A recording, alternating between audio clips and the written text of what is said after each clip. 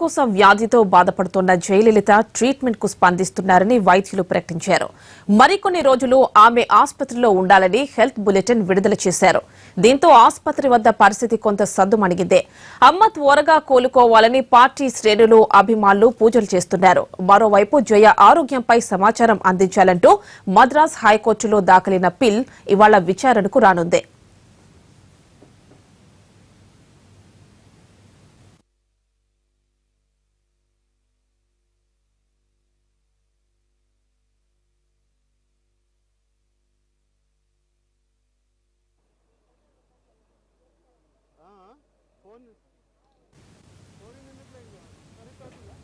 జయలలిత ఆరోగ్య పరిస్థితిపై మరింత సమాచారం మా ప్రతినిధి దినకర్ అందిస్తారు. దినకర్, ప్రస్తుతం జయలలిత ఆరోగ్యం ఎలా ఉంది?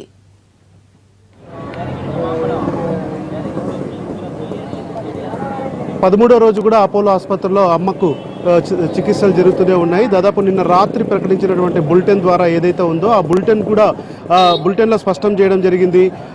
తమిళనాడు సీఎం జయలలితకు పూర్తిస్థాయి చికిత్స అందిస్తున్నాము అని చెప్పి కూడా అంటున్నారు. అయితే మొన్న ఇక్కడి నుంచి వెళ్ళిపోయినటువంటి doctor Richard John Bailey video conference ద్వారా వచ్చి అమ్మకు ఎలాంటి చికిత్స చేయాలి, ఎలాంటి మెడికేషన్ ఇవ్వాలన్న దానికి సంబంధించి కూడా ప్రతిరోజు మధ్యాహ్నం 3 నుంచి 5 గంటల మధ్య వ్యవధిలో దీనికి సంబంధించినటువంటి అప్డేట్స్ ఇస్తుండడం జరుగుతుంది. సో ఇక్కడ స్థానికంగా ఉన్నటువంటి డాక్టర్లు ఎవరైతే ఉన్నారో వాళ్ళు కూడా మొత్తం ఆయన ఇస్తున్నటువంటి గైడ్లైన్స్తో పాటు వాటిని కంటిన్యూ చేస్తున్నారు. అయితే నిన్న చెప్పినటువంటి సమాచారం వరకు అయితే ఏదైతే ట్రీట్మెంట్ ఇస్తున్నామో ఆ ట్రీట్మెంట్కి సంబంధించి ఆవిడ స్పందిస్తున్నారు.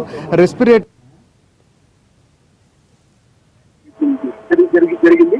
అయితే నిన్న లేక 2 రోజుల కింద ప్రెస్ నోట్ లో దాదాపు మరికొద్ది రోజుల పాటు అని చెప్పినటువంటి డాక్టర్లు నిన్న రిలీజ్ చేసినటువంటి ప్రెస్ నోట్ లో మాత్రం ఇంకా పూర్తయ్యేంత వరకు ఇక్కడే ఉండాలని చెప్పడంతో కొద్దిగా దీనిపైన కొద్దిగా అనుమానాలు వ్యక్తమవుతున్నటువంటి సందర్భం కూడా మరొక వైపు ఇక్కడ